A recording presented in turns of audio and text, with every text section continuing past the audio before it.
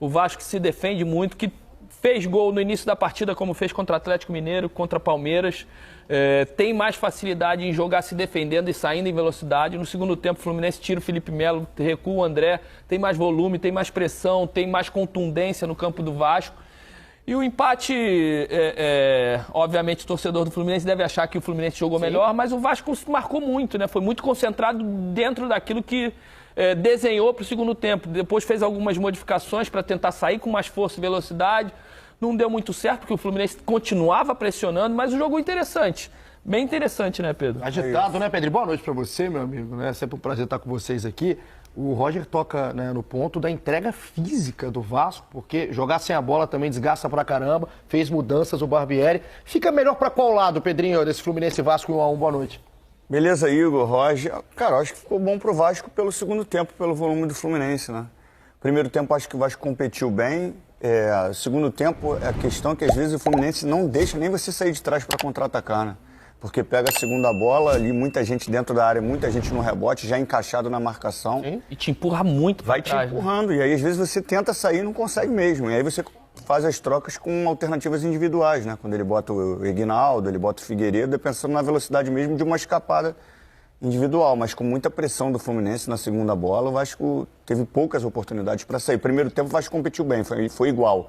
Segundo tempo, o volume do Fluminense foi muito alto. Vamos constar os melhores momentos do jogo, né? E não são poucos, não. Tanto do Vasco, esse Vasco que no primeiro tempo conseguiu competir realmente muito mais com o Fluminense do que no segundo. O segundo foi aquele amasso. Porque até na resenha com o Roger lá dentro, eu falei assim, é chato jogar contra o Fluminense, né? O gol é logo no início, né? Logo no início. A falha do Fábio na saída. Ali tu vê que é tomada de decisão. O Alex dá um migué de meio que assim, tô marcando o Nino e tô cortando uma linha de passe aqui. Quando o Fábio abaixa a cabeça, ele já sai para cortar o passe no André. Senão o Fábio dava para devolver ainda no Nino. Ou fazia bola longa, né? Às vezes, cara, não tem saída, né?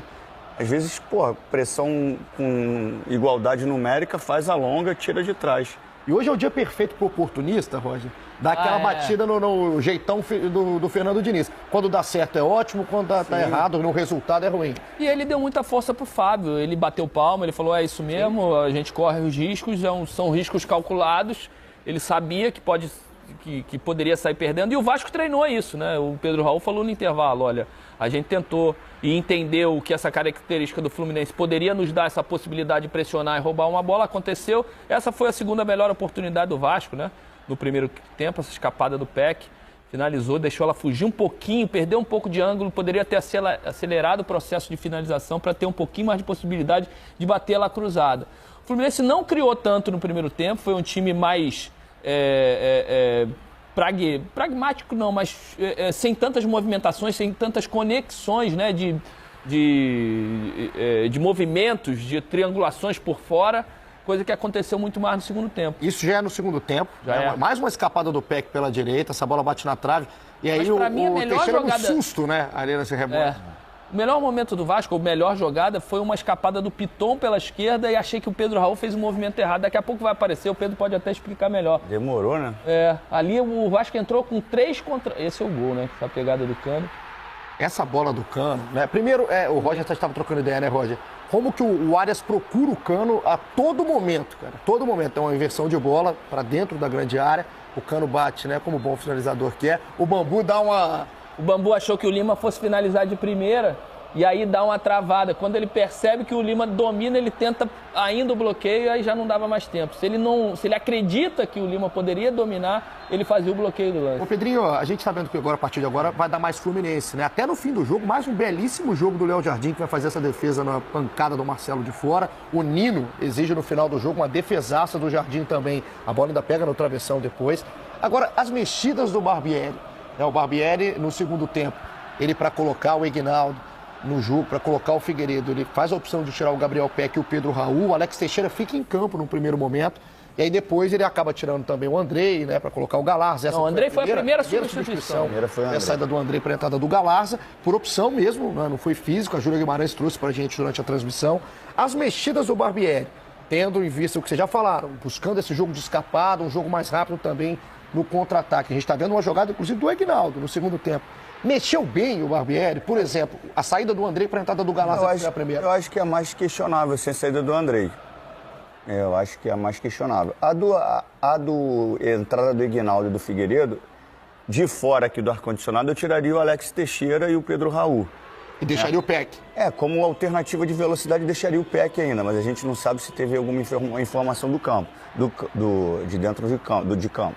Tem algumas alternativas para essa pressão que os caras gostam também de ter um cara também de referência para uma bola longa, para sustentar, para sofrer uma falta, para tirar o time de trás. Olha a pancada, Pedrinho. Defesaço fez uma defesaça. Fez espetacular do Jardim, cara. Eu acho que teve a lógica nas substituições, porque o Vasco estava sufocado. Então a escapada ia ser individual em velocidade mesmo, porque não estava nem conseguindo direcionar um passe se fosse o Pedro Raul.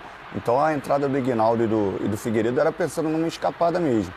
O Peck é um jogador que se entrega muito e chega a um determinado momento. E o campo ficou muito longo, né? Quando o Fluminense começa a empurrar o Vasco para trás, o Vasco começou a marcar quase que dentro da sua área. E aí você tem 80 metros para acelerar, né? E ninguém aguenta, né, Pedro? Você ficar fazendo 80 metros para ir e 80 metros para voltar, em alta velocidade. No segundo tempo, acho que o Vasco baixou tanto assim, nem porque quis, não. É porque assim, vai criando volume, vai pegando a segunda bola. Você vai se desgastando, correr atrás. Eu estava falando com o Roger lá dentro. Jogar contra o Fluminense é chato, cara. Porque tu passa muito tempo sem a bola, correndo atrás do adversário e tem um desgaste físico e emocional pesado, cara. E aí depois ele ainda tenta o Juan Seco, que esse também eu achei que entrou mal. Já tinha entrado mal contra o Bahia. Acho que o Pedro fez esse jogo também. Virou Juan Cruz agora, né? Virou o Juan Cruz. Ele tem uma bola que ele domina assim, perto da área, já numa zona central. Alguém passa aqui do lado esquerdo, dá uma opção boa. Opção interessantíssima, ele nem olha, né? Acho que foi o Galardo. Tanto que eu falei, o Galardo também tem que ali passar gritando, berrando, mano. Xingando até o último. Porque, pô, naquele calor do Maracanã cheio, um dos últimos lances da partida, ele entrando na cara, você tem que avisar o teu companheiro, né? Você tem que passar igual locomotiva, apitando o tempo todo. Pra gente aumentar essa mesa de debate, vamos pro Maracanã.